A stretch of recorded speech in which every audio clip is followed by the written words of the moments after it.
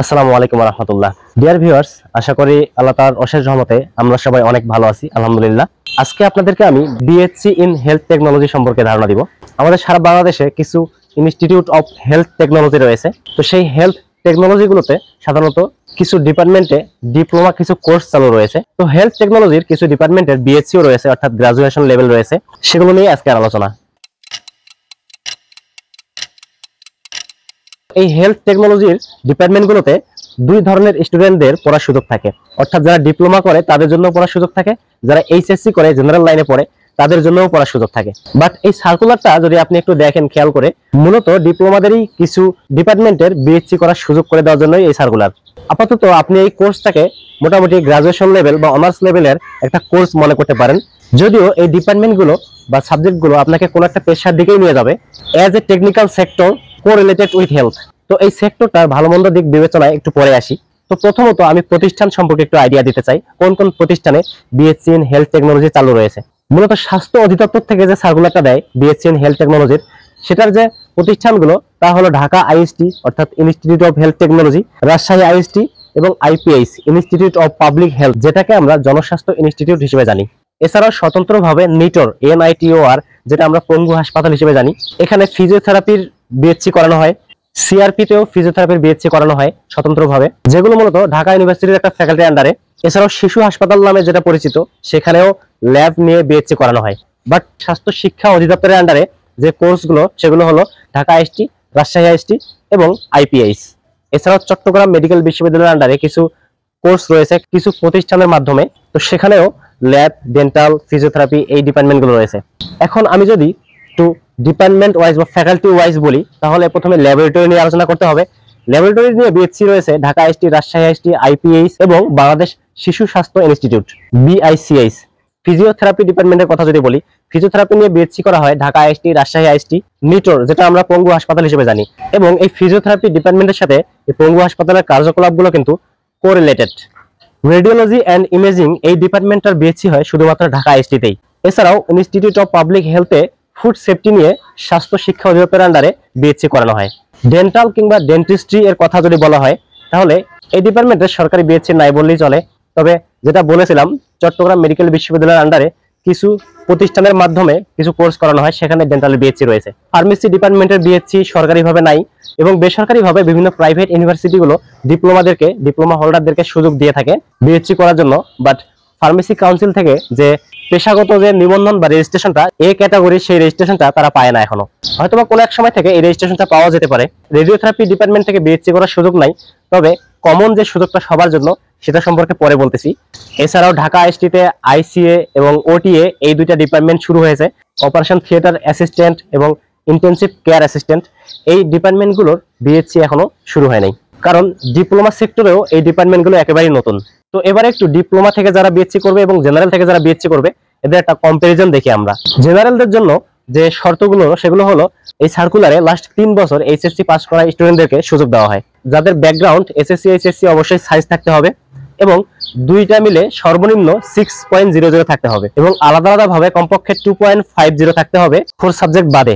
But এক্ষেত্রে ফিজিওথেরাপিদের requirement একটু বেশি, তাদের দুইটা মিলে 7 পয়েন্ট থাকতে হবে এবং আলাদা আলাদা ভাবে 4 সাবজেক্ট বাদে 3 পয়েন্ট থাকতে হবে। ডিপ্লোমা হোল্ডার যারা বিএসসি করবে তাদেরকে সবচেয়ে বেশি প্রাধান্য দেওয়া হয় এই সার্কুলারে। তো ডিপ্লোমা হোল্ডারের ভিতর যারা চাকরিজীবী, তারা যদি সম্পূর্ণ সুযোগ সুবিধা নিয়ে বিএসসি করতে চায়, তাহলে তাদের শর্ত হলো তাদের বয়স অনূর্ধ্ব 45 হইতে হবে এবং তাদের চাকরির বয়স কমপক্ষে 5 বছর হতে হবে। চাকরিজীবী ছাড়া যেসব ডিপ্লোমা স্টুডেন্টরা ডিপ্লোমা পাস করার পর বিএসসি করতে চায়, তাদেরকে সার্কুলারে উল্লেখ করা প্রয়োজনীয় ডকুমেন্টস গুলো নিয়ে নির্দিষ্ট ঠিকানায় বা স্বাস্থ্য অধিদপ্তরের নির্দিষ্ট একটা জায়গায় সেই ডকুমেন্টস গুলো জমা করে তাদের একটা আইডি নিয়ে আসতে হয়, যে আইডিটা তাদের আবেদন করার সময় প্রয়োজন হয়।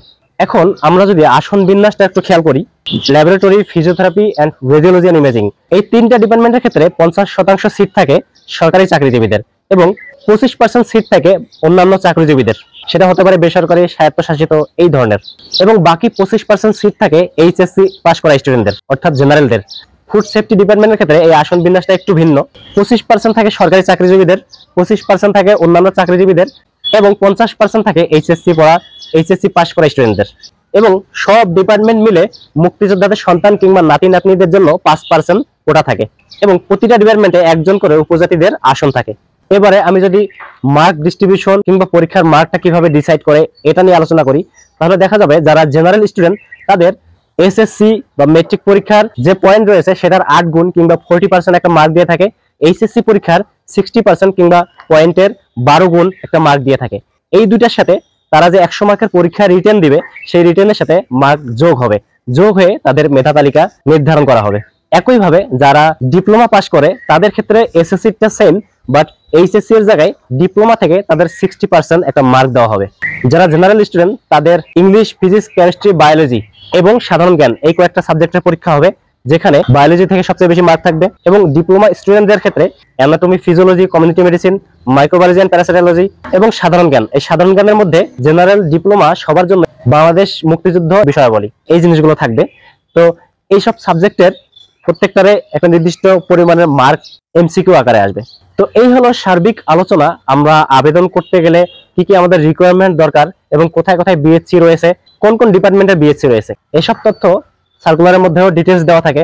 বাট আরো কিছু প্রশ্নের আমরা সম্মুখীন হই, অর্থাৎ যারা এই লাইনে পড়াশোনা করবে বা বিএসসি করবে তারা আসলে বিভিন্ন প্রকার প্রশ্ন করে থাকে বা তাদের মাথায় বিভিন্ন প্রকার প্রশ্ন আসে, সেই প্রশ্নগুলো নিয়ে একটু আলোচনা করা যাক।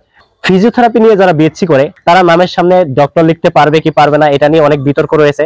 আমি এখন পর্যন্ত কোনো আর্টিকেল নির্ভর করার মতো কোনো সূত্র পাই নাই যেটাতে লেখা আছে যে ফিজিওথেরাপিস্ট যারা ডক্টর লিখতে পারবে। এসএসসিএমও অর্থাৎ মেডিকেল অ্যাসিস্ট্যান্ট যারা আছে তারাও অনেকদিন থেকে এটা নিয়ে লড়াই করতেছে নামের সামনে ডক্টর লেখা নিয়ে। বাট বিএমডিসির নিয়ম অনুযায়ী বা আইন অনুযায়ী এমবিবিএস এবং বিডিএস রাই কিন্তু নামের সামনে ডক্টর লিখতেছে। কেউ কোনো সূত্র পেলে অবশ্যই কমেন্টে জানাবেন। নেক্সট আরেকটা প্রশ্ন থাকে অনেকের যে প্রাইভেটে বিএসসি করলে কেমন হয়। তো অনেক সময় অনেকে এই পাবলিক ভাবে বিএসসি করার থেকে প্রাইভেটলি বা প্রাইভেট ইউনিভার্সিটি থেকে বিএসসি করার জন্য বেশি সাজেস্ট করে থাকে, কারণ সরকারিভাবে বিএসসি করতে গেলে টাইমটা একটু বেশি লেগে যায়, যার ফলে আপনি খুব তাড়াতাড়ি আপনার গ্রাজুয়েশন শেষ করতে চাইলে আপনার প্রাইভেট ইউনিভার্সিটি থেকে পড়তে পারেন। তবে এক্ষেত্রে আপনার পিছনে যথেষ্ট ফিনান্সিয়াল সাপোর্ট প্রয়োজন হবে। আর যদি মানের দিক থেকে বলেন তাহলে সরকারি সার্কুলারে জেনারেল যে সার্কুলার গুলো রয়েছে বা এইসব পদে যদি কখনো সার্কুলার হয় তখন সবাই অ্যাপ্লাই করতে পারবে, সবাই নিজের যোগ্যতায় চাকরি নিতে পারবে। প্রাইভেট কিছু প্রতিষ্ঠানে বা কোম্পানিতে চাকরি করতে গেলে সিভি শর্টিং করার সময় কিংবা ভাইবা দেওয়ার সময় সরকারি প্রতিষ্ঠান থেকে পড়াশোনা করলে তাদের একটু মূল্যায়ন বেশি করে, এই সুবিধাটাই সবচেয়ে বড় বলে আমি মনে করি। কোথায় কোথায় প্রাইভেট ইউনিভার্সিটিগুলোতে কোন কোন ডিপার্টমেন্টের বিএসসি রয়েছে এটা আমি এখানে বলে অ্যাডভার্টাইজমেন্ট করতে চাচ্ছি না। আপনারা যদি একটু খোঁজ নেন, কোন একটা নির্দিষ্ট ডিপার্টমেন্টকে টার্গেট করে ভার্সিটিগুলোতে খবর নেন, তাহলে দেখবেন যে ল্যাবরেটরি নিয়ে, ফার্মেসি নিয়ে, ফিজিওথেরাপি নিয়ে, রেডিওগ্রাফি নিয়ে কোন কোন ইউনিভার্সিটি বিএসসি করায়। এবং এইখানে একটা জিনিস অবশ্যই মাথায় রাখতে হবে যে আপনি যত ভালো ইউনিভার্সিটিতে পড়বেন প্রাইভেট ইউনিভার্সিটির ক্ষেত্রে, পরবর্তীতে প্রাইভেট জবের ক্ষেত্রে আপনি তত ভালো মূল্যায়ন পাবেন।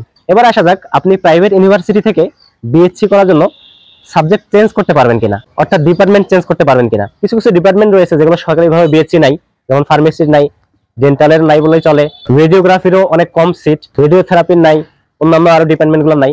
তো এইসব ডিপার্টমেন্টের স্টুডেন্টরা ওই সাবজেক্ট নিয়ে বিএসসি করতে পারে প্রাইভেট ইউনিভার্সিটি থেকে, বাট তাদের যেহেতু এটা একটা এইচএসসি লেভেলের পড়াশোনা কমপ্লিট হয়ে গেছে, তারা চাইলে এই এইচএসসি ইকুইভ্যালেন্ট হিসেবে যে কোনো সাবজেক্ট নিয়ে বিএসসি করতে পারে যদি সেই সাবজেক্টের হাইলি কোনো রিকোয়ারমেন্টস না থাকে। বিশেষ করে তারা হেলথ টেকনোলজি সাইটে বা মেডিকেল সাইটের যে বিএসসি গুলো রয়েছে এই বিএসসি গুলো তারা করতে পারে, যেমন মাইক্রোবায়োলজি নিয়ে, বায়োকেমিস্ট্রি নিয়ে, এরকম কিছু ডিপার্টমেন্ট রয়েছে যে ডিপার্টমেন্ট গুলো থেকে যে কেউ বিএসসি করতে পারে, সে তার ডিপ্লোমা যে কোনো ডিপার্টমেন্ট থেকেই থাক না কেন। তো এই ক্ষেত্রে যারা এইচএসসি করছে তারা আর যারা ডিপ্লোমা করে বিএসসি করছে তারা প্রায় একই হয়ে যায়, তাদের কোর্স ডিউরেশনও একই এবং অধিকাংশ ক্ষেত্রে তাদের কোর্স কারিকুলাম সহ একই, এবং বিএসসি করা শেষে তাদের মানও একই হয় পরবর্তীতে অনার্স লেভেলে কোনো চাকরিতে অ্যাপ্লাই করার ক্ষেত্রে।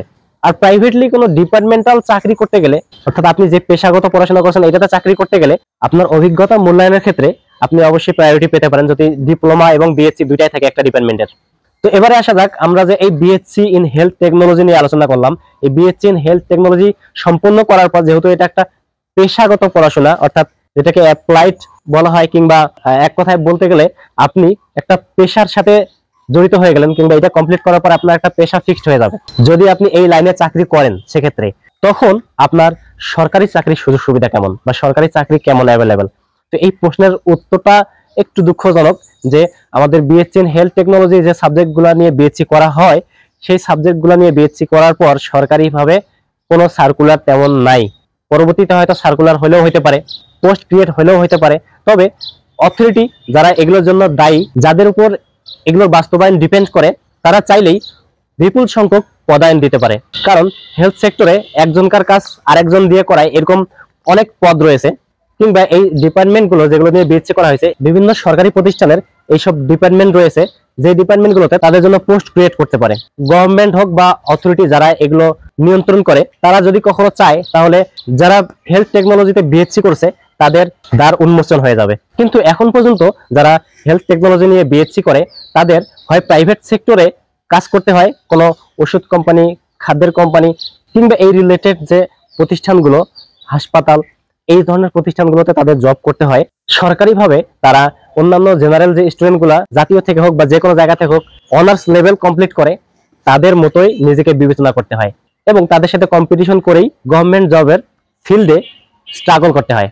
কেউ একটু বেশি ট্যালেন্টেড কিংবা কৌশলী হলে তারা হয়তো এই সার্টিফিকেটটাকে প্রাইভেটলি ভালো একটা কাজে লাগাইতে পারে, বাট এখনো অধিকাংশ জনই এই যোগ্যতাটাকে সঠিক জায়গায় কাজে লাগাইতে পারে না, যেটা আসলেই দুঃখজনক। তো আমি যে আলোচনাগুলো করলাম, এই আলোচনাগুলোর মধ্যে একটা সার্কুলার নিয়ে আলোচনা করলাম মূলত। এই সার্কুলারে পরিবর্তন আসতে পারে কিংবা আমার কথার মধ্যেও কোনো ভুল থাকতে পারে, তো অবশ্যই আপনারা সংশোধন করে দিবেন কমেন্টের মাধ্যমে, এবং এখানে অ্যাড করার মতো আরো কোনো তথ্য আপনাদের কাছে থাকলে অবশ্যই কমেন্টে মেনশন করে দিবেন, যাতে সবাই দেখতে পারে এবং জানতে পারে। ধন্যবাদ সবাইকে। পরবর্তীতে দেখা হবে অন্য কোনো টপিক নিয়ে, অবশ্যই সাথে থাকবেন ইনশাআল্লাহ। আসসালামু আলাইকুম রহমতুল্লাহ।